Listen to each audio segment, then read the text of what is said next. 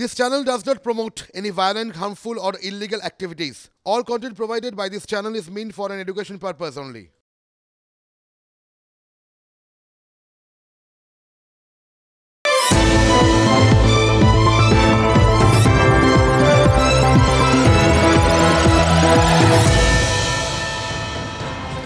সাম্প্রতিককালে আগ্রা ফোর্টে গেছেন, যদি সাম্প্রতিককালে নাও যান, মানে যখনই যান নিশ্চয়ই মনে টনে আছে যে ওখানে গেলে গাইডরা যারা সব ঘুরিয়ে টুরিয়ে দেখান আর কি, তারা দুটো জায়গা খুব ভালো করে ঘোরান। একটা দেওয়ানি আম আর আরেকটা দেওয়ানি খাস। এবার দেওয়ানি খাস কোন জায়গাটা, মানে যেখানে ওই শাহজাহান তার সভাসদদের সাথে দরবার করতেন, আর দেওয়ানি আম মানে যেখানে সাধারণ মানুষ শাহজাহানের দর্শন পেতেন। অযোধ্যার রাম মন্দিরে কাল তো প্রাণ প্রতিষ্ঠা হয়েছে, কি জাঁকজমক দেখলেন তো। গোটা ব্যাপারটার মধ্যে মানে গোটা দেশের একটা অদ্ভুত ইউফোরিয়া, একটা অদ্ভুত উন্মাদনা দেখলাম আমরা কালকে। তার মধ্যে ভক্তি, আগ্রহ সব কিছুর মিশেল টিশেল ছিল, প্রচার তো ছিলই তার মধ্যে। এবার এই গোটা বিষয়টায় মনে হচ্ছিল যে কালকে দেওয়ানি খাস ছিল, আর আজ থেকে মানে অযোধ্যার জন্য কাল দেওয়ানি খাস ছিল, আজ থেকে রাম মন্দির দেওয়ানি আম হয়ে গেল।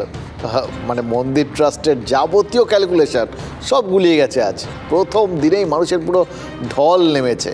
মানে কালকে যদি সারা দেশ তাদের আবেগের একটা উন্মাদনার একটা ছবি সবাই দেখে থাকেন, তাহলে আজ অযোধ্যা দেখলো ভক্তদের উন্মাদনার ছবি। পুলিশকে পাগল হয়ে যেতে হলো, মৃদু বলপ্রয়োগ করতে হলো, ব্যারিকেড ভেঙে গেল। মানে অযোধ্যায় লক্ষ লক্ষ ভক্তের সমাগম হবে এই রকম একটা আবেগের পর এটা তো অনুমান করা ছিল, এবং ভবিষ্যতে কত হবে সেটা নিয়েও তো অনুমান চলছে। স্টেট ব্যাঙ্ক অফ ইন্ডিয়া আমি বললাম যে অঙ্ক কষে ফেলেছে, 25 থেকে 30 হাজার কোটি টাকা এই শুধু অযোধ্যা থেকে উত্তরপ্রদেশ সরকার বছরে বাড়তি আয় করবে। কিন্তু ভক্তের ভিড় আজকে যেটা হয়েছে সেটার জন্য মনে হচ্ছে প্রশাসন এতটাও ভাবেননি আর কি। তাদের যাবতীয় প্রত্যাশা প্রস্তুতি সব ছাপিয়ে চলে গেছে।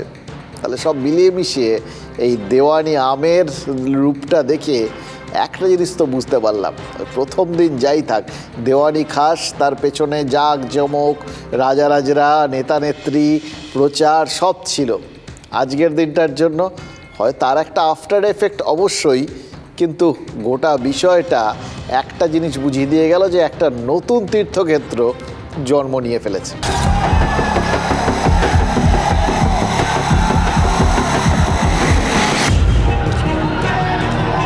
পুলিশের তরফ থেকে বারবার বলা হচ্ছিল যারা আসছেন সহযোগিতা করুন, কিন্তু ব্যারিকেড ভেঙে দিচ্ছে আমজনতা। পিছন থেকে অনেক চাপ, পিছন থেকে সবাই একদম হুড়ুড়ায় যাচ্ছে। মানুষ নিজে একে অপরকে ধাক্কা দিয়ে যাচ্ছে, কন্টিনিউয়াসলি কোনো সিস্টেমকে ফলো করছে না। একেই হয়তো বলে আবেগের বেগ। রাম মন্দিরে রামলালাকে দেখার জন্য এমন আবেগ। অনেকে বলছেন 500 বছর অপেক্ষা করেছে, আর 2 ঘন্টা অপেক্ষা করতে অসুবিধা কোথায়, কিন্তু অনেকে এক্ষুনি দেখতে চাইছেন। क्या हुआ क्या सब अपनी गलती है, बेराना बेफालतू। क्या चीज? व्यवस्था से नहीं चल रहा है, अपने घटना स्वयं ही कर रहा है।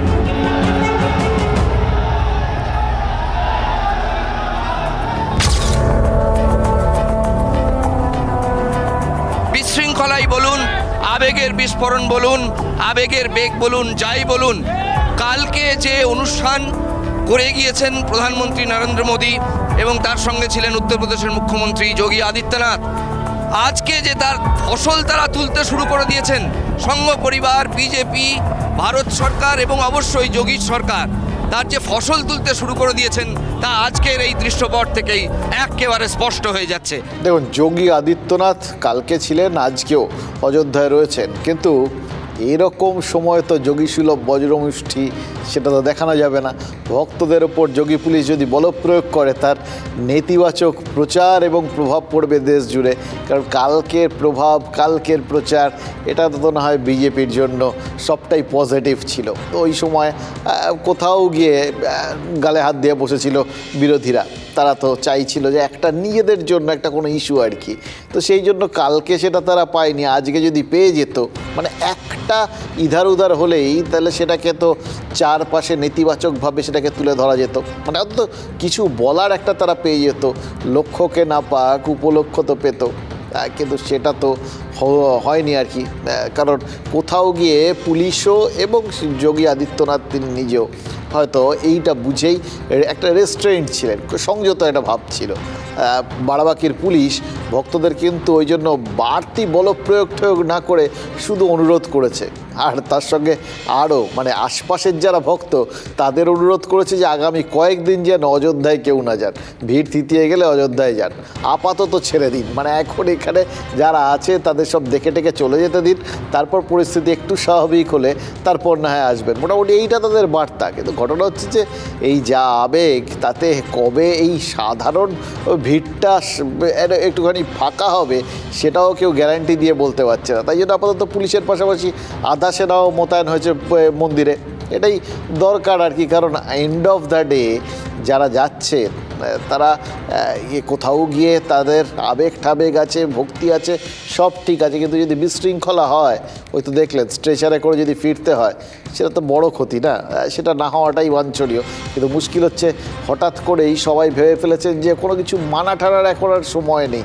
তারা এখন মানে যেখানে রামলালা তার ঘর পেয়ে গেছেন সেখানে তো এখন গোটা বিষয়টা রাম রাজত্ব, ফলে রাম রাজত্বে তাদের যা খুশি করার অধিকার আছে ভক্ত হিসেবে, এরকম একটা মানসিকতা আর কি লোকজনের হয়ে যায়, যা হবে ওই রামের নামে আর কি।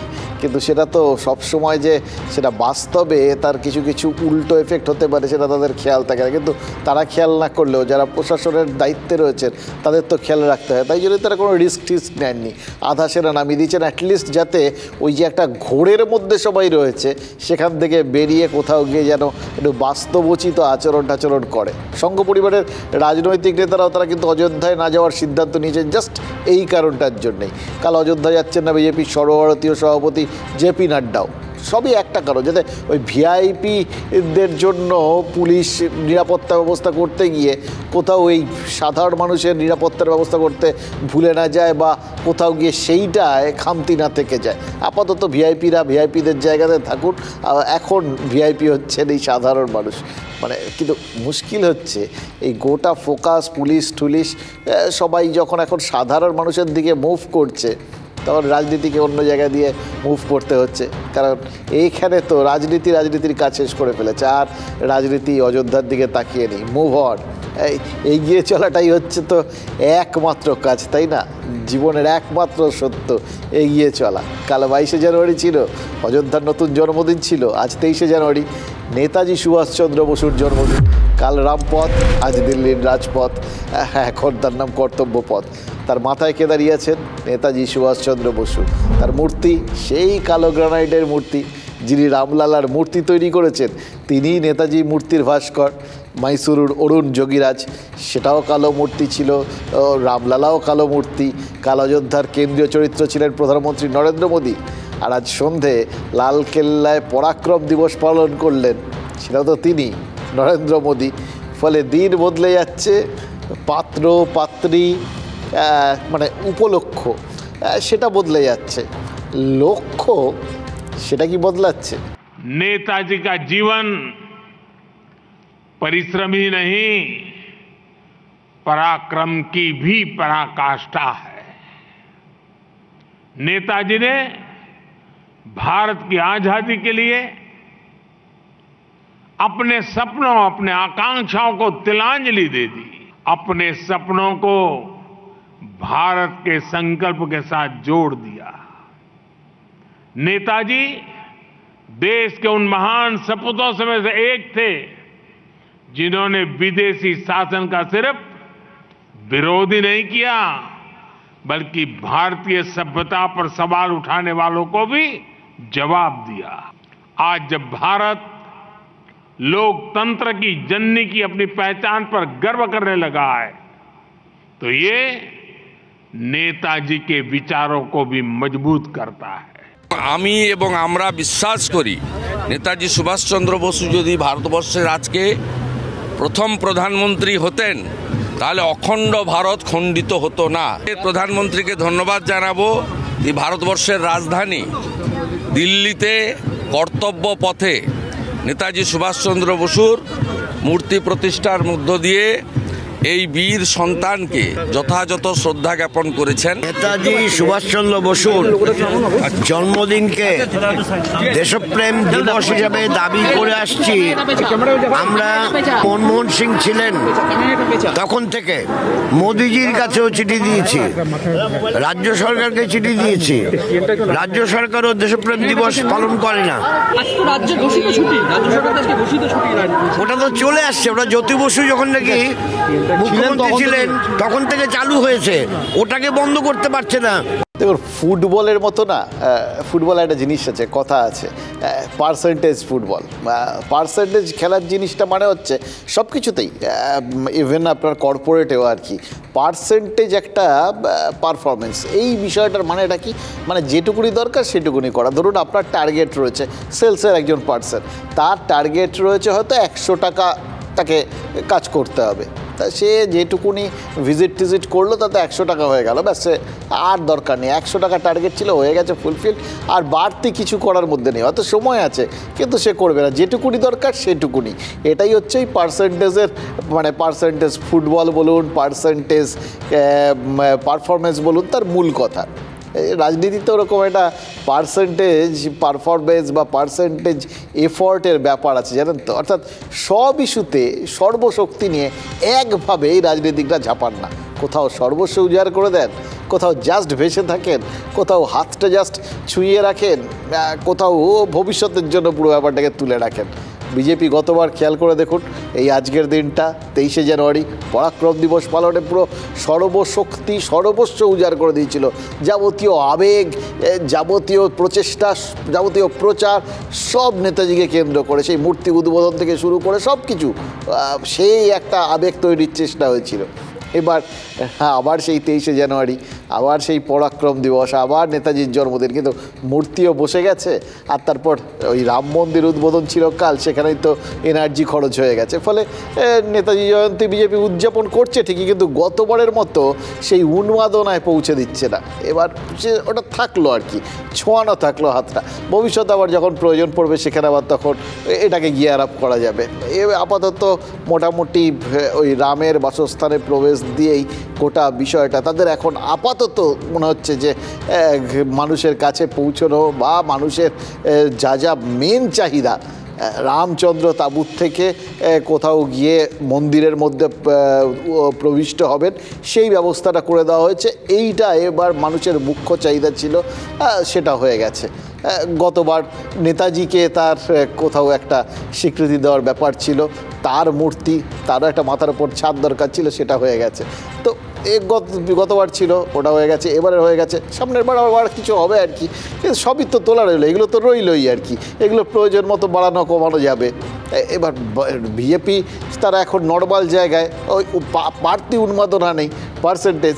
এবার সেখানে বাকি রাজনৈতিক দলগুলো তারাও মুশকিল হচ্ছে, তারাও কোথাও গিয়ে হতোদ্যম হয়ে গেছে, জানেন তো, যে এরকমভাবে একটা রাম মন্দিরকে কেন্দ্র করে এরকম আবেগ, এরকম প্রচার, এরকম উদযাপন, এরকম উৎসব, এরকম উন্মাদনা, এগুলো সব তো হয়ে গেছে।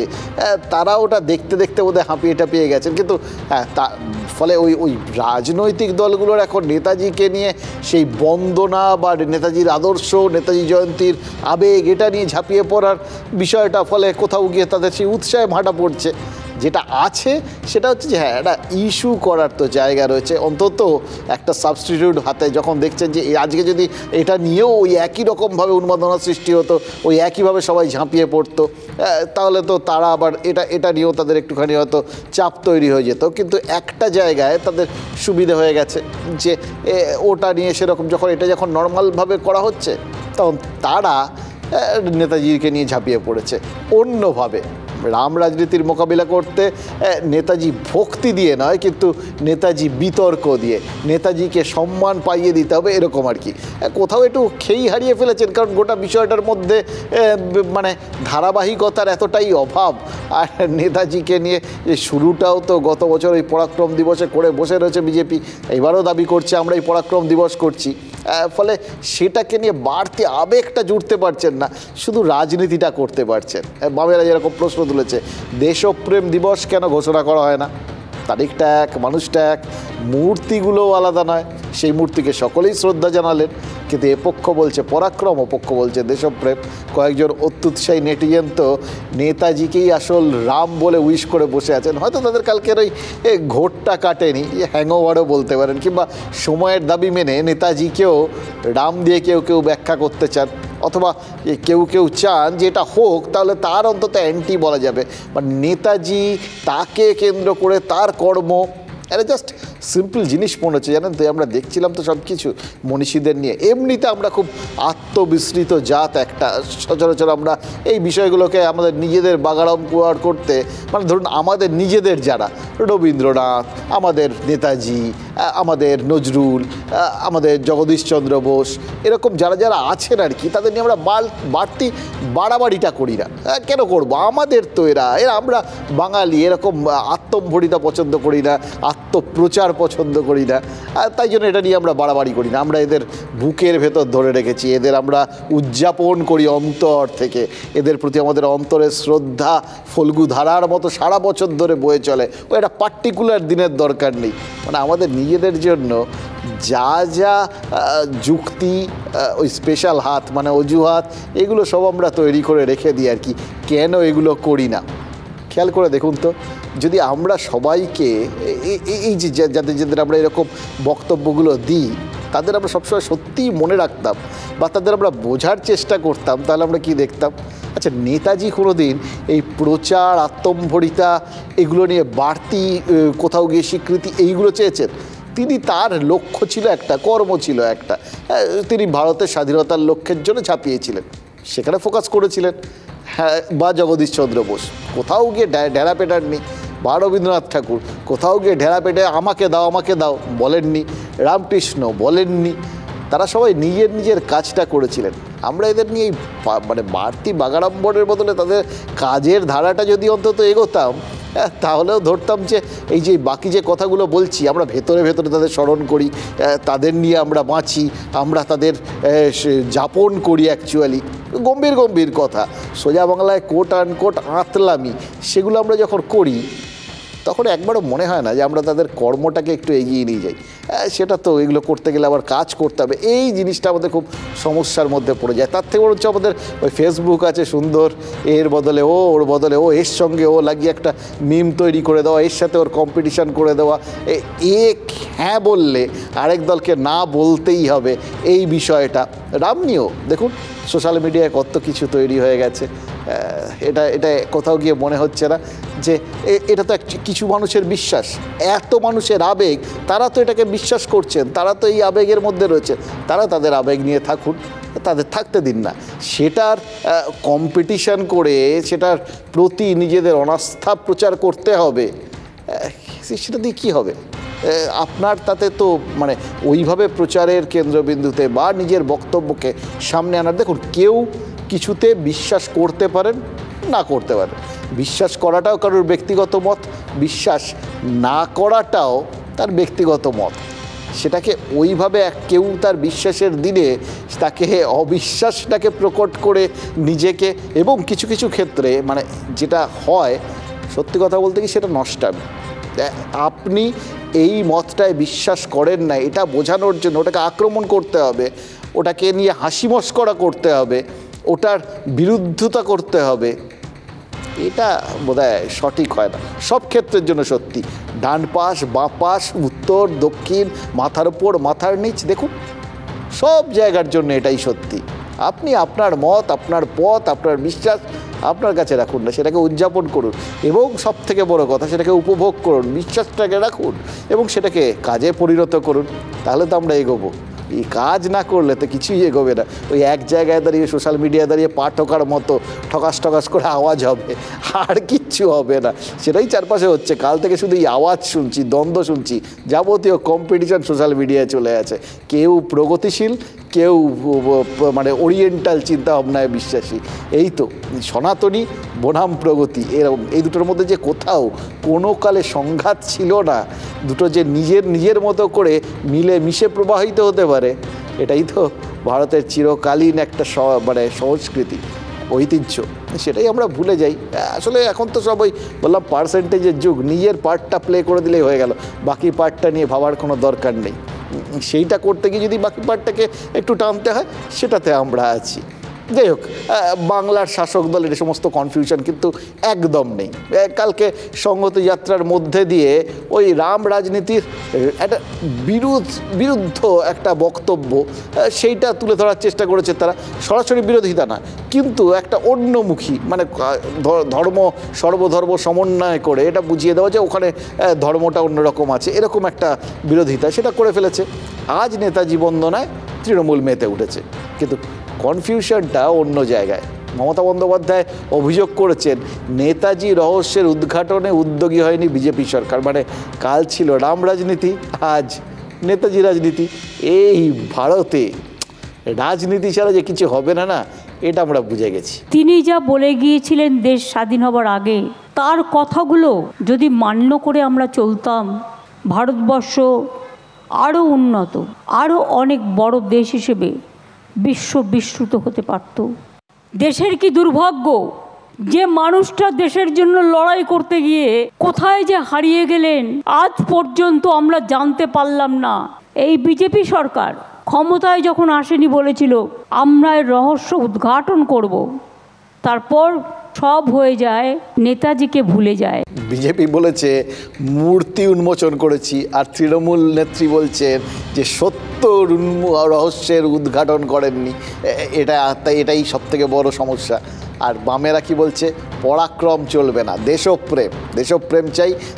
দেশপ্রেম দিবস ঘোষণা করে ছুটি চাই, অ্যাজ ইফ দেশপ্রেম দিবস আপনি যে মুহূর্তে ঘোষণা করবেন তাতেই মানে দেশপ্রেমের ঢল নামবে সারা দেশে। আর পরাক্রম দিবস ঘোষণা যারা করেছে তারা অ্যাজ ইফ পরাক্রম দিবস ঘোষণার মধ্যে দিয়ে প্রবল পরাক্রমী হয়ে গেছি আমরা। সবটাই তো একদিন, 23শে জানুয়ারি। তারপর তো কোথায় দেশপ্রেম, কোথায় পরাক্রম, যার যার জায়গায়। যা লড়াই ঠড়াই যা করবে ওই সেনাবাহিনী করবে, কিছু মানুষ লড়ে মরবে, আমরা বলবো তোমরা এগিয়ে যাও, আমরা পেছনে আছি বলে যত তারা এগোবে আমরা তার পেছন থেকে পেছতে থাকবো। এইটাই তো আমাদের নিয়ম, তাই না? আর একটা জিনিস আছে, একটা লক্ষ্য, সেটা কিন্তু স্থির আমাদের সবার, ছুটি চাই। কিন্তু মুশকিল হচ্ছে কেন্দ্র আর রাজ্য দু সরকারই কিন্তু সেটা করেনি। এই পাশেও ছুটি নিয়ে কেন্দ্র আবার বলে তারা সব কিছুতে ছুটি দেয় না, আর রাজ্য সরকার তারা আবার আগ বাড়িয়ে সব কিছুতে ছুটি দেয়। দু দলের দুরকম ট্র্যাডিশান, এটা ওই কি অদ্ভুত একটা সিস্টেম হয়ে গেছে। এ যা করবে ও তার কমপ্লিট উল্টোটা করবে, করতেই হবে, নইলে নিজেদের ধর্ম পালন হবে না। কিন্তু এই একটা জায়গায় দু দলই একদম সোজা এক লাইনে হাঁটে আর কি। কেউই নেতাজির জন্মদিনটায় ওইভাবে ছুটি দেয়নি। নেতাজি একবার নিজেকে নিয়ে ঠাট্টা করে ব্রিটিশ জেলারকে একটা কথা বলেছিলেন, জানেন তো? জ্যান্ত গাধার থেকে মৃত সিংহের দাম বেশি। রহস্যের আড়ালে লুকিয়ে থাকা নেতাজিকে এই যে টানা হ্যাচড়া, এই যে এরকম একটা কদর সক্রিয় রাজনীতির দিনগুলিতে তিনি পাননি। তখন বিরোধিতা ছিল, টেনে নামানোর চেষ্টা ছিল, অনেক কিছু ছিল। কারণ নেতাজির তখন এরকম ব্র্যান্ড ইকুইটি ছিল না, এবং সবথেকে বড় কথা তিনি তো গোটা সিস্টেমটার মধ্যে ছিলেন। এখন সিস্টেমের বাইরে চলে গেছেন, কারুর তাকে নিয়ে কোনো রকম টেনশন নেই যে আমার ব্র্যান্ডটাকে নিয়ে নিতে পারেন বা নিষ্প্রভ করতে পারেন। বরঞ্চ তার ব্র্যান্ড ইকুইটিটা বাড়িয়ে দিয়ে সেই ইকুইটিটা যদি খানিকটা নিজের দিকে টেনে আনা যায়, আমার ব্র্যান্ডটা একটু বেড়ে যাবে। এখন হচ্ছে এই ট্র্যাডিশন, এই টার্গেট। তরুণের স্বপ্নের লেখককে ভারতের তরুণ সম্প্রদায় কিন্তু ভালোবাসে আজকেও। এই ভেতরে তারা এখনও, তরুণরা তো স্বপ্ন দেখে, এখনও তাদের ওই সিস্টেমের মধ্যে যারা পড়ে ঠরে যায়নি তারা সত্যি ভালোবাসে। নেতাজি ভালোবাসার মতোই ক্যারেক্টার, সেই জন্যই তারা ভালোবাসে। কিন্তু সেই ভালোবাসার সন্ধানটা রাজনীতি তারা যথারীতি পেয়ে গেছে। সেই জন্য রাজনীতিকরাও কিন্তু নেতাজিকে ভালোবাসে, কারণ একটা বড় অংশ তাকে ভালোবাসে। সকলের নেতাজি প্রেমের উদ্দেশ্য তাই এক নয়। দেখুন, নেতাজি কংগ্রেসে বঞ্চিত, বিক্ষুব্ধ, বিদ্রোহী ছিলেন, সেটা আমরা জানি। আর সেই জন্য নেহেরু গান্ধী পরিবারের প্রভাব খর্ব করতে নেতাজি যে বিজেপির ন্যাচারাল চয়েস হবেন, তার জন্য বিরাট রাজনীতি হওয়ার দরকার নেই। এবার কংগ্রেস দাবি করে তারা দেশ স্বাধীন করেছে, নেতাজিকে সামনে রেখে তার একটা কাউন্টার ন্যারেটিভ তৈরি করতে চায় বিজেপি। একদম খুব সিম্পল প্রচেষ্টা আর কি। এই চেষ্টাটা গত কয়েক বছর ধরেই দেখা যাচ্ছে। এবার নেটিজেনদের একাংশ কিন্তু এটার মধ্যে আবার বিভিন্ন রকম এবার এই সময়ের পরিপ্রেক্ষিতে ওই বললাম বিভিন্ন অ্যাঙ্গেল থেকে গোটা বিষয়টা দেখতে শুরু করেছেন। তাতেও অবাক হওয়ার কিছু নেই, কারণ সোশ্যাল মিডিয়াটা কখনো কখনো রূপকথার রাজ্য হয়ে যায়। তাদের ওই রূপকথার পরিবারে সবাই মিলেমিশে এক হয়ে যায়, সেখানে রাম নেতাজি সব এক, তাদের সব কথা ওই জন্য আলাদা করে আর গুরুত্ব দিতে হয় না। কিন্তু ভাবলে একটা কথায় দেখুন যে বঙ্গ বিজেপির নেতারা তারা ওই একই পথে কিন্তু হেঁটে বসে আছে। নেহরুর বিপরীতে নেতাজিকে সফলভাবে প্রতিষ্ঠা করেছে বিজেপি। এবার তারা নিজেদের পলিটিক্যাল ন্যারেটিভের সঙ্গে বা তারা যে ছন্দে ব্যাপারটাকে এগিয়ে নিয়ে যাচ্ছে, যে তাদের বক্তব্যটা আস্তে আস্তে সব জায়গায় ছড়িয়ে দিচ্ছে। সামনে ভোট আসছে, ন্যাচারালি এটার একটা তাগিদ তো রয়েছে। তার সাথে এবার মাঝখানে নেতাজি পড়ে গেছেন, ফলে তাকেও সেই স্রোতেই একটা মিলিয়ে দেওয়ার চেষ্টা কিন্তু শুরু হয়ে গেছে। বিজেপির রাজ্য সভাপতি সুকান্ত মজুমদার পরিষ্কার করে হঠাৎ বলতে শুরু করে দিয়েছেন নেতাজি হিন্দু ছিলেন। সরি, হঠাৎ করে বলাটা বোধহয় ঠিক হলো না, কারণ রাজনীতিকরা এই হঠাৎ করে কোট কিছু বলেন না। ভোটের বছরে রামলালার প্রাণ প্রতিষ্ঠার ঠিক পরের দিন নেতাজিকেও রামরসে ঝাড়িয়ে দিতে পারলে আর দেখে কে? এই যে উদ্যোগটা, এটাকে তাই হঠাৎ কি বলা যায়? নেতাজি অন্তর্ধান, সেটা তো আজও রহস্য। কিন্তু নেতাজির দেশপ্রেম আর নেতাজির এই ধর্ম নিয়ে অবস্থান, সেটার মধ্যে কিন্তু কোনো রহস্য নেই, সেটা আমরা সবাই জানি। ওই আজাদ হিন্দ বাহিনীর দিকে তাকান, তার ডান পাশে বাঁ পাশে কারা ছিলেন, কাদের সমাদর করতেন, কাদের দায়িত্ব দিয়েছিলেন, কাদের বিশ্বাস করতেন, তাকান, তাহলেই বুঝে যাবেন যে তার এক্ষেত্রে মানসিকতাটা কী ছিল। ওই বললাম না, কর্মটাকে শুধু একটুখানি ধরতে হবে, বুঝতে হবে, ফলো করতে হবে। রাজনীতিকদের অবশ্য অত সময় নেই, তারা জাস্ট একটা লাইনেই চলেন, তাদের নিজেদের যে ন্যারেটিভ তার মধ্যে ফিট করে দিতে হবে, তাহলে ব্যাস একটা বাড়তি বুস্ট হয়ে গেল। নেতাজি ঘরে ফেরেন নাই, কেন ফেরেন নাই সেটা এখন বুঝতে পারছি, আর মনে হচ্ছে না ফিরে ভালোই করেছে। নেতাজি সুভাষচন্দ্র বসুর মেয়ে অনিতা পাফ তিনি সংবাদ মাধ্যমের সামনে পরিষ্কার করে বলেছেন, my father was a practising Hindu. তার মেয়ে বলছে, আমরা তো বলছি না। তো ভগবান রামচন্দ্রের সাথে নেতাজির কোনো বিরোধ নেই, উল্টে নেতাজির সাথে ভগবান রামচন্দ্রের জীবনের অনেক সিমিলারিটি আছে। বিজেপি পার্টি নেতাজি সুভাষচন্দ্র বোসকে তার প্রতি যে শ্রদ্ধা মানুষ সেটাকে কবজা করতে চেয়েছিল, পাশাপাশি কংগ্রেসকে খাটো করতে চেয়েছিল। একটা দিবস ঘোষণা করে দিয়েছিল, যতক্ষণ প্রয়োজন ততক্ষণ বিজেপি পার্টি তাকে ব্যবহার করবে, ইউজ অ্যান্ড থ্রো। দেশ ভক্তির নিরিখে নেতাজিকে তাদের মনে হয়েছিল তাকে খাড়া করা যেতে পারে, তাই কবজা করে নাও। নেতাজির অর্থনৈতিক চিন্তাকে অস্বীকার করা হয়েছে। নেতাজি মানে প্ল্যানিং কমিশন, যোজনা পর্ষদ, তাকে মিশিয়ে দেওয়া হয়েছে। সরকারের কাজ ছিল প্ল্যানিং করা, ডেভেলপমেন্ট করা, রোজগার, রুটি, শিক্ষা, স্বাস্থ্য, সড়ক ব্যবস্থা করা। তাহলে বলছে মন্দির ব্যবস্থা করো। আর মমতা ব্যানার্জি এক স্টেপ এগিয়ে গিয়ে বললেন, তাহলে আমি মন্দিরে আছি, মসজিদে আছি, গির্জায় আছি, চর্চায় আছি, তার মানে ধর্মে আছি। উনি ধর্মেও আছেন, জিরাফেও আছেন। একটা জিনিস শুধু জানেন তো, যেটুকুনি নেতাজি নিয়ে পড়েছি ঠরেছি, তার নিজস্ব মত ছিল, তার নিজস্ব পথ ছিল, এবং সেই পথের সাথে কোনো না কোনো সময় প্রায় সবাই এখন যারা তাকে নিয়ে বক্তব্য রাখছেন আর কি, কোথাও না কোথাও সংঘাত হয়েছে। কিন্তু ভেবে দেখুন, এই যে তার রহস্যময় অন্তর্ধান এবং সেই অন্তর্ধানটা চিরস্থায়ী হয়ে যাওয়া, এটা কিন্তু কোথাও গিয়ে তাকে একটা মিথ বানিয়ে দিয়েছে। আর তার সব থেকে বড় ফসল এই রাজনীতিই তুলছে। সবাই কীরকম তাকে এখন তাদের বক্তব্যের কেন্দ্রবিন্দুতে নিয়ে চলে এসছেন। অ্যাটলিস্ট এটাই তার সব থেকে বড় সাফল্য একটা সময় গিয়ে মনে হবে। জানেন তো, সব রাজনৈতিক দলের কাছে এরকমভাবে বিষয়বস্তু হয়ে ওঠা, এটা কিন্তু চারটিখানি কথা না। ওই সমস্ত আজাদ হিন্দ ফৌজ, লড়াই, ওই সমস্ত ভুলে টুলে যান। এইটা হচ্ছে নেতাজির আসল কৃতিত্ব। এইবার বুঝেছি, এতদিনে বুঝেছি। আরেক এই ব্যাপারে না, মানে রাজনৈতিক নেতারা প্রত্যেক মুহূর্তে আমাদের চমকে দেন। চমকের কোনো শেষ নেই। আজকে যেরকম, ওটা ছেড়ে দিন, অন্য চমক তো দেখলাম, চমকে দিয়েছেন সুজন চক্রবর্তী। মালদায় তৃণমূল পরিচালিত পুরসভার মঞ্চে এই সিপিএম নেতাকে দেখা গেছে। এবার নেতাজি স্মরণের অনুষ্ঠান, এটার মধ্যে তো কিছু বক্তব্য নেই, কিন্তু কৃষ্ণেন্দুর সঙ্গে একই মঞ্চে সুজনের উপস্থিতিতে জোর বিতর্ক শুরু হয়েছে। এইখানটাতেই মনে হচ্ছে বিতর্কের কি আছে। তিনি তো যদি সত্যিই নেতাজি প্রেমী হন এবং যদি আরও কেউ নেতাজি প্রেমী হয়, দুজনের মধ্যে তো এই জায়গায় বিরোধ থাকার কিছু নেই। আর একে তো আগেকার দিন নাকি একে অন্যের ছায়া মারাবে না, এক ঘরে করে রাখা হবে, অস্পৃশ্য করে রাখা হবে। রাজনীতিতে এই থিওরিটা তো চলার কথা না, চলে। তার কারণ হচ্ছে যে আমরাই হয়তো সেরকম চাই বা আমাদের নেতারা চান, নেতারা যেটা চান সেটা আমরাও চাইতে শুরু করি আর কি। নেতাজির জন্মদিনকে জাতীয় ছুটির দিন ঘোষণা নিয়ে মঞ্চ থেকে কিন্তু কেন্দ্রকে বিধে দিয়েছেন সুজন চক্রবর্তী। এবার তৃণমূল নেতারা তারাও কেন্দ্রকে বিধেছেন। তাহলে দেখুন, মত পথ ক্ষেত্র বিশেষে সব এক হয়ে যায়, কিন্তু মাঝে মাঝে শুধু এই প্ল্যাটফর্মটা নিয়ে কেন যে লোকজন চিন্তা করে এবং কেন যে এত কথা বলে। প্ল্যাটফর্ম ওটা তো আমাদের রাজনীতিতে অ্যাকচুয়ালি মায়া। মিউনিসিপ্যালিটির চেয়ারম্যান যে সে কি তৃণমূল নাকি? সে তৃণমূল, কংগ্রেস হলে কংগ্রেস, কখনো তৃণমূল, এখন তাহলে তৃণমূল। মাঝখানে বোধহয় কংগ্রেস ছিল, তারপরে সে বিএসএফ এর কারা ছিলেন, আর্মসের অফিসে আর্মির অফিসাররা ছিলেন, তারপর ওই কলেজের ইনস্টিটিউটের ডিরেক্টররা ছিলেন। এখানে তৃণমূলও যায়নি, সিপিএমও যায়নি। যেভাবে সামাজিক অথবা এই রকমের নেতাজির মূর্তিতে মালা দেওয়া, কলকাতায় যে মূর্তি দিয়ে আমার মালা দেওয়া হয় আমরাও দিই, মমতা ব্যানার্জি দেয়। So what of it? ঠিক হলোটা কি? এতে আর কি অবাক হওয়ার কি আছে, গুলিয়ে যাওয়ারই বা কী আছে? এই তো কালকে একাধিক বামদল পরিচালিত সংহতি অনুষ্ঠানে যোগ দিয়েছিলেন শিক্ষামন্ত্রী ব্রাত্য বসু। তার দলই নাকি তাকে সেই অনুষ্ঠানে যোগ দিতে উৎসাহিত করেছিল। এবার সুজন চক্রবর্তীও কি দলের উৎসাহী ওই তৃণমূল পরিচালিত পুরসভার নেতাজি স্মরণে গেলেন?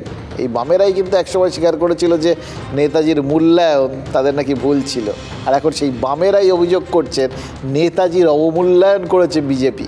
নেতাজিকে যে যার মতো করে ব্যাখ্যা করছে। তার মানে ভোটের আগে সবার রাজনৈতিক লাইন, মানে সবার ব্যাখ্যা ট্যাখ্যাগুলো এও বলবেন ভুল টুল করেছেন, কিন্তু নিজেদের রাজনৈতিক লাইনটা সবাই ঠিক ঠিক করছেন।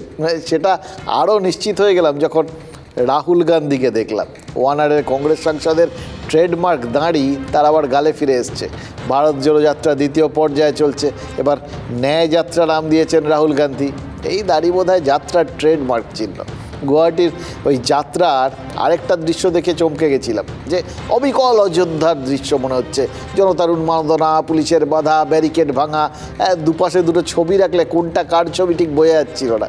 প্রথমে ভেবেছিলাম গুয়াহাটি শহরে কোনো মন্দির উদ্বোধন হয়ে গেল কি না, কামাখ্যা ছাড়া আর কোনো তীর্থক্ষেত্রের নাম তো শুনিনি। এবার রাহুল গান্ধীকে দাঁড়িয়ে থাকতে দেখে বোঝা গেছিল যে না, এই ভক্তেরা রাম ভক্ত নন, এরা রাহুল ভক্ত। আর বাধা যিনি দিচ্ছেন তিনি একসময় রাহুল ভক্তই ছিলেন, অসমের মুখ্যমন্ত্রী হেমন্ত বিশ্ব শর্মা। তিনি গুয়াহাটির রাস্তায় ন্যায় যাত্রায় কোনোভাবেই সহমত নন, আটকাতে হবে। কংগ্রেস কর্মীরা জোর করে ঢুকেছেন, রাহুল গান্ধীর সামনেই পুলিশি সঙ্গে তাদের ধাক্কাধাক্কি হয়েছে, অশান্তি হয়েছে, যা হয় আর কি। এবার অশান্তিতে উস্কানির অভিযোগে রাহুল গান্ধীর বিরুদ্ধে পুলিশি ব্যবস্থার নির্দেশ দিয়েছেন হিমন্ত বিশ্ব শর্মা। অর্থাৎ ওই বললাম, চারপাশে যা যা হচ্ছে হবে তার মধ্যে খেয়াল করে দেখুন, সব মানে মানুষের সবাই নাকি হিতের জন্য করছেন। মানুষের হিতের জন্যই রাম মন্দির, মানুষের হিতের জন্যই নেতাজির আদর্শ, মানুষের হিতের জন্যই নাকি ন্যায় যাত্রা, সব মানুষের হিতের জন্য, সব আপনার আমার জন্য, সব আমাদের জন্য। আর তার মধ্যে ওকে বাধা দেওয়া, ওর দিকে আঙুল তোলা, সবাইকে বিতর্কে জড়িয়ে ফেলা, সেটাও কিন্তু আমাদের জন্য। সবাই নিজের নিজের জায়গায় एकदम ठीक है। जब वो यात्रा को डिसरप्ट करते हैं, वो यात्रा की मदद करते हैं, तो मैं तो चाहता हूँ, फ्रैंकली मैं आपको बोलूँ, मैं तो चाहता हूँ कि यात्रा को डिसरप्ट करें, कि हमें मतलब कॉलेजेस में जाने से रोकें। मैं कॉलेज में जाने से रोका, पूरा कॉलेज भरा गया, आपने देखा पूरा कॉलेज भरा गया, हर स्टूडेंट ने मेरा वहाँ पे भाषण देखा। तो अगर हम कॉलेज में करते, वो कॉलेज के अंदर होता, इन्होंने डिसरप्ट किया, हमने बाहर किया, वो पूरे मतलब देश में चला गया। तो मैं तो बहुत खुश हूँ, जितना करना है करिए, मज़ा आ रहा है, हमारा फायदा है। আমার না মাঝে মধ্যে রাহুল গান্ধীকে ভীষণ সরল মনে হয়, একদম সরল সিধে একটা নিষ্পাপ শিশু, যার সাদা মনে কোনো কাদা নেই। কী সুন্দর বলে ফেলেন, কোনো রাজনৈতিক নেতা এত সহজ করে বলবেন না আপনাকে। খেয়াল করে দেখুন, তিনি চান যে এই গণ্ডগোলগুলো হোক, তাকে এরকমভাবে বাধা দেওয়া হোক, তাহলে প্রচার পেতে আরও বেশি সুবিধা হয়। এই সহজ সত্যটা, এটা সব রাজনীতিকের মনের কথা, সবাই শুধু প্রকাশ করেন না, এই আর কি। রাহুল করে দিলেন, আমাদের একটু বুঝতে সুবিধা হলো, কারণ রাজনৈতিক নেতারা যখন এরকম বলেন ঠলেন তখন আমরা আরও বুঝে যাই, ওরাই তো আমাদের সব বোঝান। সুতরাং এটাও বুঝলাম যে বাংলায় ঢোকার আগে আরও একটা ফৌজদারি মামলা যদিও রাহুল গান্ধীর কপালে ঝুলল, আরও ঝুলতে পারে আর কি, এবং তাতে তিনি খুশিই হবেন। এমনিতে কংগ্রেসের শিডিউল অনুযায়ী 25শে জানুয়ারি অসম থেকে কুচবিহারে ঢুকতে পারে রাহুলের ন্যায়যাত্রা, তারপর দুদিনের জন্য দিল্লি যেতে পারেন, হয়তো প্রজাতন্ত্র দিবসের অনুষ্ঠানে অংশ নেবেন। 28 তারিখ সম্ভবত শিলিগুড়ির থেকে ফের যাত্রা শুরু করবেন রাহুল। 29শে জানুয়ারি মমতা বন্দ্যোপাধ্যায় কোচবিহারে প্রশাসনিক সভা করবেন। এবার সেই সময় কি রাহুল গান্ধীর সঙ্গে তার দেখা হবে? উত্তরবঙ্গে এই ধরনের অবাক করা বৈঠক কিন্তু অতীতেও হয়েছে, খেয়াল করে দেখুন। অদ্ভুত সব বৈঠকগুলো সব উত্তরবঙ্গে কেন হয় কে জানে। দার্জিলিংয়ে তৎকালীন রাজ্যপাল জগদীপ ধনকার, অসমের মুখ্যমন্ত্রী হিমন্ত বিশ্ব শর্মা আর মমতা বন্দ্যোপাধ্যায়, এরা ওপেন সিক্রেট মিটিং আর কি, এরকম ব্যাপার, সবাই জেনে গেছিলেন। যাই হোক, রাজ্য আর জাতীয় রাজনীতির কত হিসেব এইভাবে যে বদলে যায়, আর আরও বদলে যেতে পারে যদি রাহুল আর মমতার হঠাৎ করে দেখা হয়ে যায়। হঠাৎ করে তো অনেক কিছুই আরও বদলে যাবে। রাজনীতিতে এরকম টুইস্ট অনেক হয়, জানেন তো। এটা টুইস্ট ছাড়া বরং রাজনীতিই হতে পারে না, এইটা প্রতি পদে আমরা বুঝতে পারছি।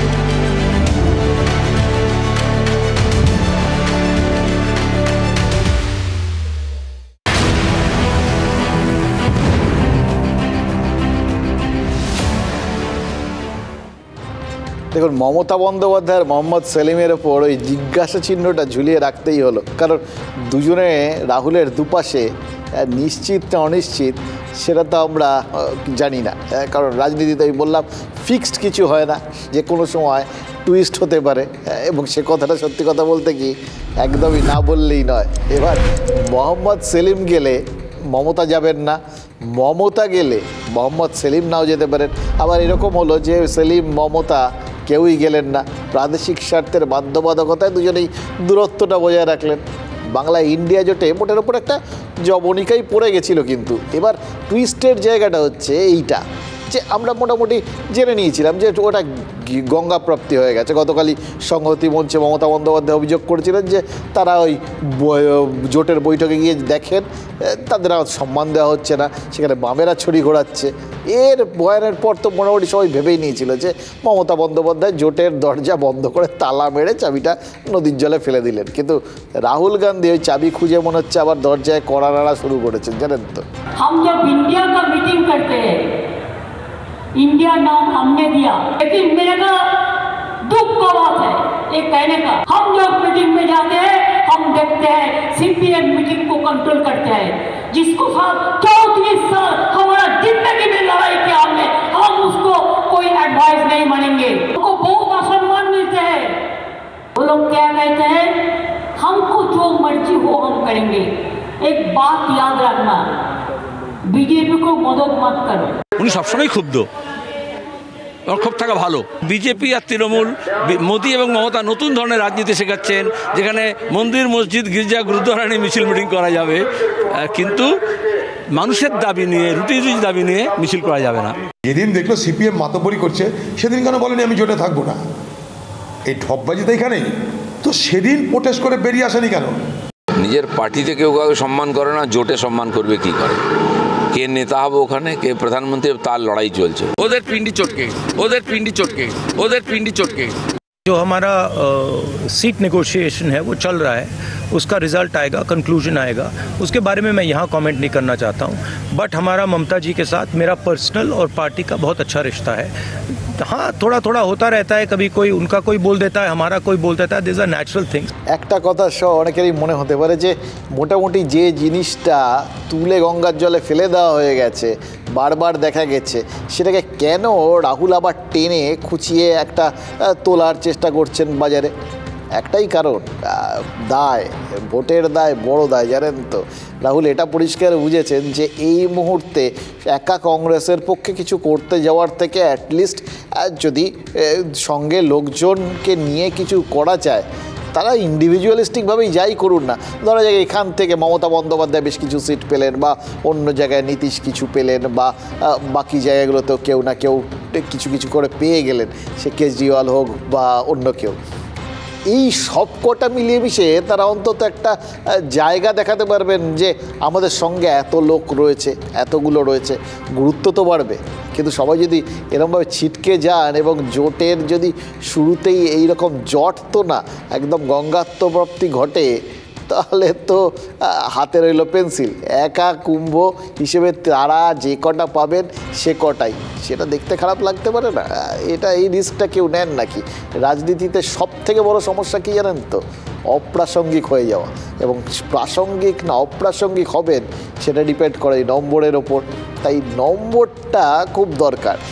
সেই নম্বরটা দেখানোর জন্য কুড়িয়ে বাড়ি সবার নম্বর মিলিয়ে দেখালে অ্যাটলিস্ট তো ওই টুগেদার উই স্ট্যান্ড এটা বলতে পারবেন। তাই জন্যই কিন্তু এত উদ্যোগ। অভিষেক আর রাহুলের আগে একটা কাক ভরে বৈঠক হয়েছিল, তাতে অভিষেক নাকি 2 থেকে 3টে আসন ছাড়ার অফার দিয়েছিলেন। সেই সময় রাহুল প্রদেশ কংগ্রেসের নেতাদের মতামত নিয়ে জবাব দেবেন বলেছিলেন, তারপর আর সেই সওয়াল জবাব এগোয়নি। আর এবার দেখুন তিনি বলছেন, ও ঠিক আছে, মাঝে মধ্যে ওই প্রদেশ কংগ্রেস নেতাদের কথাই বললেন কিনা জানি না, বুঝিয়ে দিলেন ওই কেউ কেউ এরকম বলে ঠলে দেয়, এ দলের কেউ বলে ও দলের কেউ বলে, ওটা ব্যাপার না, আমরা সবটাই ব্যাপার। কখন যে কি হয়, ওই দায় অনেক বড়। এবার তৃণমূল মোটামুটি 42টা আসনে লড়ার কথা বুঝিয়ে দিয়েছে। আর রাহুল গান্ধীর কথা সেটাও হয়তো তার সঙ্গে সঙ্গে তাদের মনের মধ্যে আছে। কে জানে রাহুল গান্ধীর বার্তা মুখ্যমন্ত্রীর কানে কে পৌঁছেছে। কিন্তু কালীঘাটে ওই 42-এর বার্তার আগের দিন দিয়েছিলেন, তো কালীঘাটে আজকে বীরভূম জেলার সাংগঠনিক বৈঠক ছিল, তারপরেই কিন্তু মুখ্যমন্ত্রী একটা পাল্টা বার্তা দিয়েছেন। নিজের জায়গায় তিনি কিন্তু অটল রয়েছেন, সেখান থেকে কোনো সরেননি, নট নড়নচড়ন। তিনি বলেছেন আমরা ইন্ডিয়া জোটে আছি, আমি কংগ্রেসকে বলেছি 2টো আসন ছাড়বো, কিন্তু ওরা 3-4টে বা 10টা 12টা যা খুশি বলছে, আমি 2টোর বেশি ছাড়বো না, সেটা বলে দিলাম। এটা তো শুরুর দিনেও বলেছেন, আজকেও বলছেন। অভিষেকও শুরুতে যখন ওইখানে রাহুলের সাথে কথা বলেছিলেন এই একই কথা বলেছিলেন, একই কথা মমতা বন্দ্যোপাধ্যায় বলছেন। কিছু বদলাননি তারা জানেন যে 2টো আসন ওদের শক্তিশালী, ওগুলো তারা ছাড়তে পারেন, অন্তত ওটাতে রিস্ক ফ্যাক্টরটা কমবে। এখানেও তাদের অঙ্ক আছে যে তখন দেখা যাবে যদি শুধু একা লড়ে কংগ্রেস 2টো আসন জিতে যায়, তখন বলা হবে যে না, এত বিরোধিতা করে, এত তৃণমূল বিরোধিতা করেও কংগ্রেস কিন্তু 2টো আসন জিতে গেল, অধীর চৌধুরী জিতে গেলেন। কিন্তু যদি আসন সমঝোতায় ওই 2টো আসনই তারা জেতে, তখন তৃণমূলে বলতে পারবে ওটা তো আমাদের জয়, অ্যাকচুয়ালি আমরা ভোট দিয়েছি বলে জিতলো, ওটা জোটের জয়। সবাই নিজেদের ওই পার্সপেক্টিভটা খেয়াল রাখেন, চারপাশের প্রেক্ষাপটটা খেয়াল রাখেন, কোথাও গিয়ে যেন নিজেদের কাউন্টার একটা নেগেটিভ নেতিবাচক ন্যারেটিভ তৈরি না হয়। এটাই হচ্ছে রাজনীতির আসল কথা, নিজেদের সবসময় উইন উইন সিচুয়েশনে দেখানো, পজিটিভ জায়গায় দেখানো। আমরা জয়ের মধ্যে রয়েছি, জেতার রাস্তায় রয়েছি। তবে মুখ্যমন্ত্রী একটা কথা বলেছেন যে এই বাকি চাপটা তৈরি করে রাখতে এটা বলে দিয়েছেন যে কংগ্রেসের সমস্ত উল্টো পাল্টা দাবি, আসন টাসন দাবি করে সিপিআইএম আর বিজেপির সুবিধা করে দিতে চায়। তো এইটা বলার মানে হচ্ছে কংগ্রেসের উপর আরও বাড়তি চাপ আর কি, মানে ওইটা ধর্মরক্ষার খাতিরেও যে কোথাও গিয়ে বিজেপির সুবিধা করে দিচ্ছে। সিপিআইএম তো ঠিক আছে, তাদের এখানে মোটামুটি একটা সময় অবধি জোট সঙ্গী আর কি, সেটা স্বীকৃতভাবে হোক অস্বীকৃতভাবে হোক বর্তমানকালে সেটাই হচ্ছে বাস্তব। কিন্তু বিজেপির সুবিধা করে দিতে চায়, এই প্রচারটা যদি হয়ে যায় সেটা তো মোটামুটি কংগ্রেসের মান যাবে। এইটা একটা চাপ তৈরি করে দিলেন মুখ্যমন্ত্রী আর কি। আরও একটা জিনিস বুঝিয়ে দিলেন, তার মানে 42টা আসন আগে বললেও সেখানে তিনি 42-এই আটকে আছেন এরকমও নয়। এই ধরনের দরাদরিতে আসলে ছোট দর দিয়েই শুরু হয়। মমতা বন্দ্যোপাধ্যায় 2টো আসন দিয়েই শুরু করলেন। আবার তার মেজাজ যা, তাতে আবার এটাও মনে হতে পারে ওই বিভিন্ন দোকানে লেখা থাকে না যে ফিক্সড প্রাইস, তার অফার এটাও ফিক্সড হয়ে যেতে পারে। এর বেশি এইটা কেন তিনি ছাড়তে চান আর কেন ছাড়তে চান না এর বেশি, সেটা তো বুঝতে পারলেন। এবার তৃণমূল কংগ্রেস নেতৃত্ব এমনিতেই একটা আপোষহীন মোডে রয়েছেন, সেটা আমরা বুঝতে পারছি। কোনো কিছুর পড়া করছে না, চালিয়ে খেলছেন আর কি। এই বীরভূমের কোর কমিটি ফের ভেঙে দিলেন তিনি। এবার কে কাটা গেলেন? কাজল শেখ।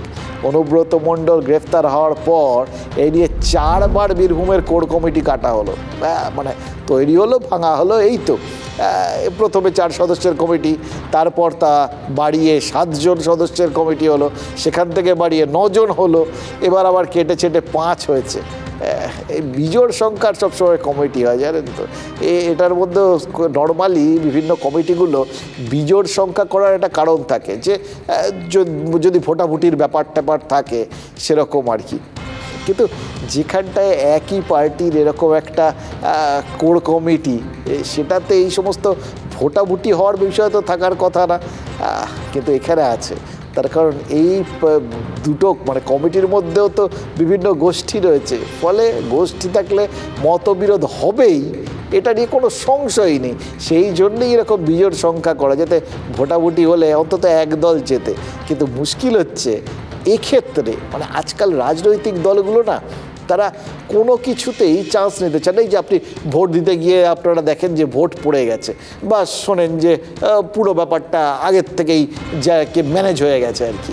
এটা তো প্রত্যেক ভোটে আমরা শুনি, সে পঞ্চায়েত ভোট বলুন বা অন্য কিছু। এইখানেও তাই, আসলে তারা কোনো চান্স নেন না। সব মানুষ ভোট দিলে কে আবার কোথায় ভোট দিয়ে দেবেন, কে কোথায় জিতে যাবেন, রিস্ক নেন না, দিয়ে দাও। এটাও সেরকম। এই কমিটির মধ্যে যদি এরকম ওপেন ভোটাভুটির গল্প টল্প হয়, তাহলে মিলিয়ে মিশিয়ে কে কোথায় কি করবেন তার থেকে পরিষ্কার যে দিকে আমার মত রয়েছে আমি কল নিচ্ছি। সুতরাং আমার মতে যারা রয়েছে, যাদের ওপর আমার বেশি আস্থা, তারাই ভোটে জিতবেন, তার ব্যবস্থা।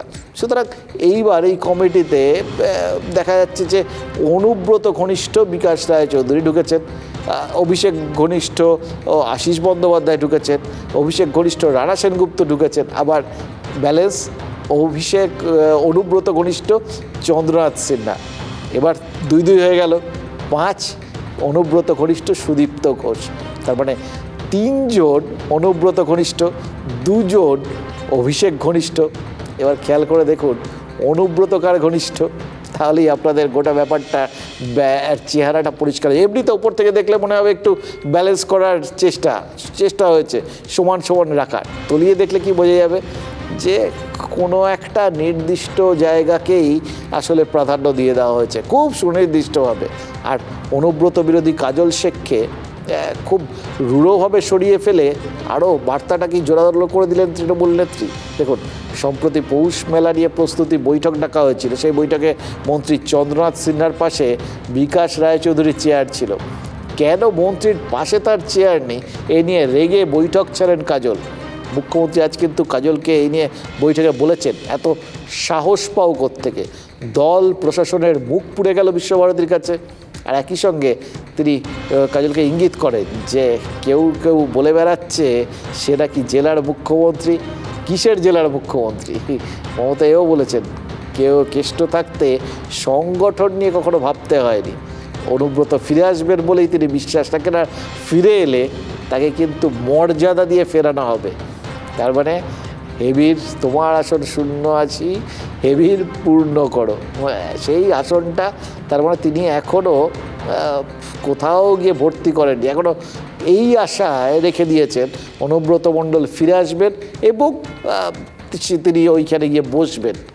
এর থেকে একটাই বিষয় দাঁড়ায়, এত কিছু দেখার, শোনার, এত কিছু বার করার, এত কিছু মানে অভিযোগ জমা পড়ার, কাগজপত্র জমা পড়ার, এই সব কিছুর পরেও তৃণমূল নেত্রী অনুব্রত মণ্ডলকে নিষ্কলুষ, নিষ্পাপ বলে মনে করেন।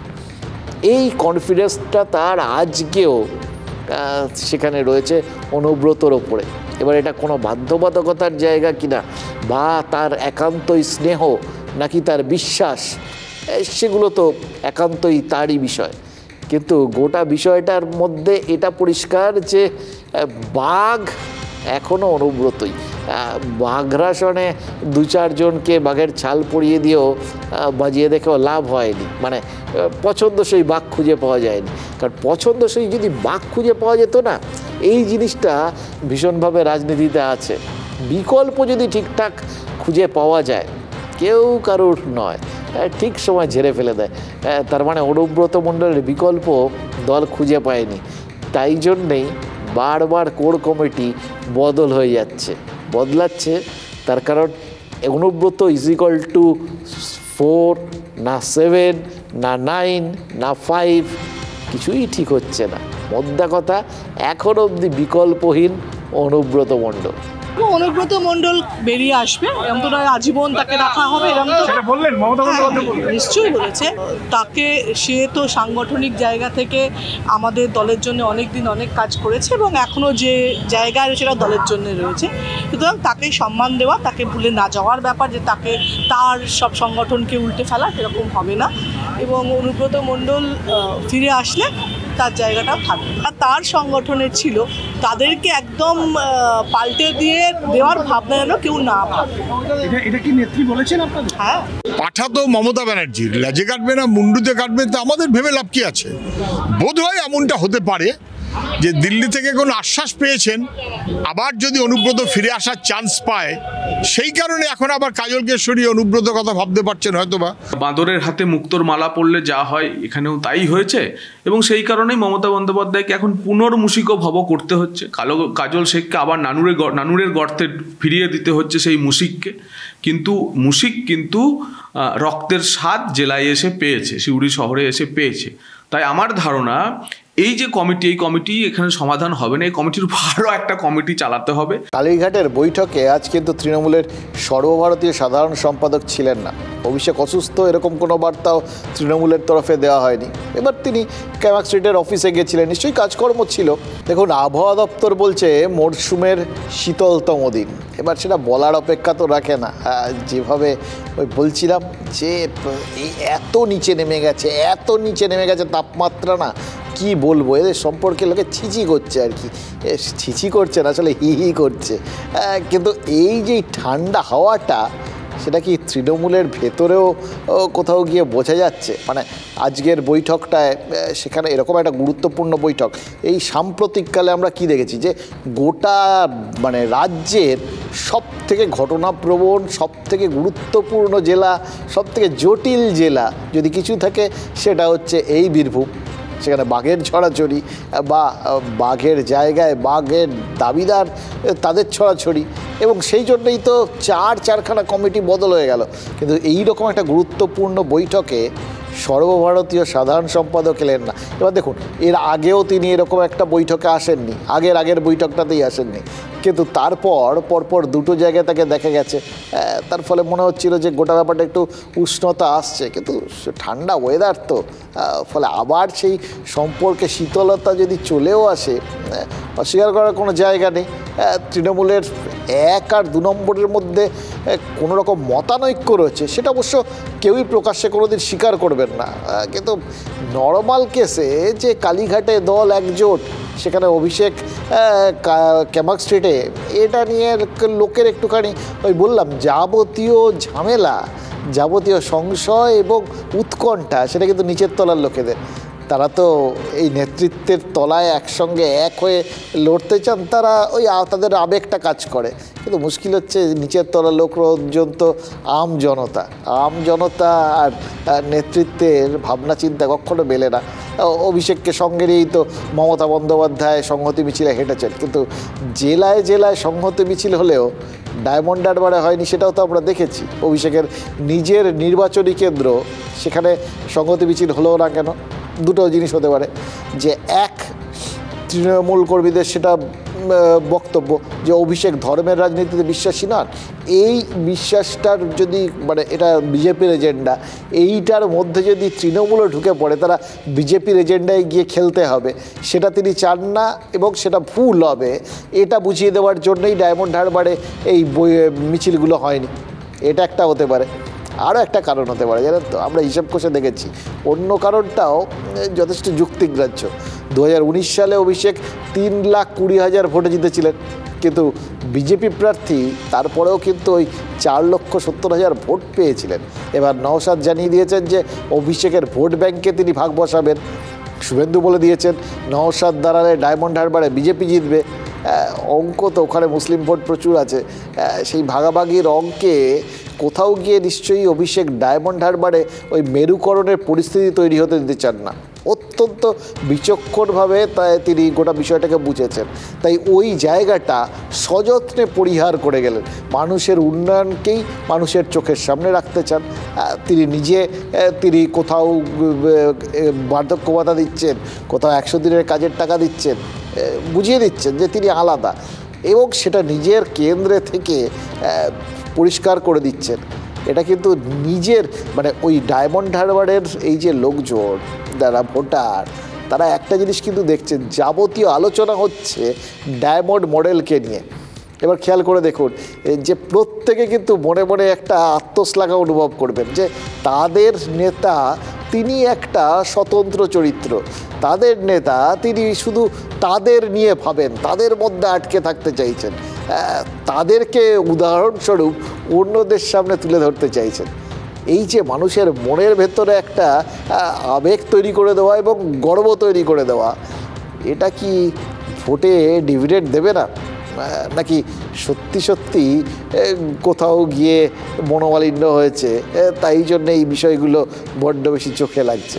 আজকে অভিষেক বন্দ্যোপাধ্যায় ছিলেন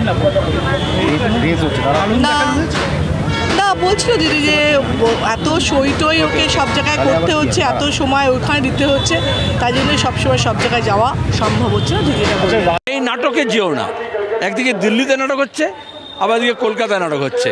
সুতরাং যদি নাটক দেখতে হয় একাডেমিতে যাও, ওটার জন্য কালীঘাটে যেতে হয় না। দেখুন, অভিষেক অঙ্ক কষছেন, আর তার এই মুহূর্তে জাত শত্রু শুভেন্দু অধিকারী তিনিও কিন্তু অঙ্ক কষছেন একইভাবে। তিনি ওই শীতলতার বার্তা যদি এই মুহূর্তে অভিষেকের একটা ট্রাম্প কার্ড হয়, তাহলে আগুনিয়ে বার্তা হচ্ছে শুভেন্দু অধিকারী ট্রাম্প কার্ড। আজও তিনি আগুন জ্বালানোর কথাই ভেবেছেন আর কি। সমস্ত অস্ত্র যেভাবে ঘুরিয়ে তৃণমূলের বিরুদ্ধে বা দলনেত্রীর বিরুদ্ধে দেগে দেওয়া আর কি। বিরোধী দল নেতা সোজা ওই নেতাজির মূর্তির থেকে চলে গেছিলেন ডিএ আন্দোলনকারীদের অনশন মঞ্চে, বুঝিয়ে দিলেন যে তিনি এই মানে প্রায় এক সূত্রে গাঁথছেন পুরো বিষয়টাকে। আবেগের দিক থেকে এই দুটো প্রায় সমান সমান আর কি। আর তারপর আন্দোলনকারীদের নবান্ন অভিযানে যাওয়ার জন্য উৎসাহ দিয়েছেন। এবার দিল্লি চলোর মতো তার বার্তা নবান্ন চলো। এর যদি কিছু হয় আগুন জ্বলবে বাংলায়, এদের যদি কিছু হয় 72 ঘন্টা হয়ে গেছে, আগুন জ্বলবে বাংলায়। যেভাবে করছেন সব ফ্ল্যাগ ছড়িয়ে দিয়ে ডাকুন নবান্ন অভিযান। আমি আপনাকে বলছি, আমি থাকব। আমার দল কেন্দ্রীয় স্তরে অমিত শাহজির উপস্থিতিতে বলে গেছে যে সংগ্রামী যৌথ মঞ্চ যখন যেভাবে ডাকবে, যে থাকবে, যে পারবে সাহায্য করবে, আমাদের কোনো কন্ডিশন নেই। অযৌক্তিকভাবে একটা কর্মসূচি চালাচ্ছেন বিরোধীদের প্ররোচনা এবং বিরোধীদের জন্য একটা মঞ্চ খুলে রাখার জন্য। শুভেন্দু অধিকারী সেখানে গিয়ে বলছেন আগুন জ্বলবে, বাংলায় আগুন জ্বলবে। কোনো গভীর কনস্পিরেসি আছে, কোনো একটা চিত্রনাট্য, কোনো একটা গন্ডগোল করার তারে রয়েছেন এই বিরোধীরা। যেভাবে উস্কানি দেওয়া হচ্ছে সরকারি কর্মচারীদের, তার থেকে স্পষ্ট হচ্ছে। কেন ভয় দেখাচ্ছে? তারা কি মামাটি মানুষের অঙ্গ নয়? আমরা তাদের পক্ষে আছি। ডিএর দাবি সঙ্গত দাবি। অগ্নিকন্যার বড় পুত্র ছিল তো, তারপরে কিষেনজিকে নিয়ে মমতার সঙ্গে থেকে অনেক আগুন জ্বালিয়েছে, সুতরাং এগুলো সে বলতেই পারে। অন্য কেউ বললে, উমর খালিদ বললে তাকে জেল দিয়ে দেবে বিজেপি সরকার। জেএনইউ ছেলেমেয়েরা বললে তাকে বলবে টুকরে টুকরে গ্যাং। আর আগুন জ্বালানোর কথা যখন বিজেপি বলবে বা জ্বালাবে, তখন তাকে উৎসাহিত করবে। শুভেন্দু অধিকারী নবান্ন অভিযানে উৎসাহ দিয়েছেন, কিন্তু বিজেপি ক্ষমতায় এলে বকেয়া ডিএ মিটিয়ে দেওয়া হবে এই আশ্বাস কিন্তু দেননি। আসলে 42,000 কোটি টাকার দায়, তো এই দায় কি আর সকলে সহজে নিতে চায়? তার থেকে ওই অনশন করা মানুষগুলোকে নবান্ন অভিযানের দিকে এগিয়ে দিলে আলটিমেটলি যাই হোক না কেন লাভ সেটা কিন্তু ওই রাজনৈতিক নেতাদেরই।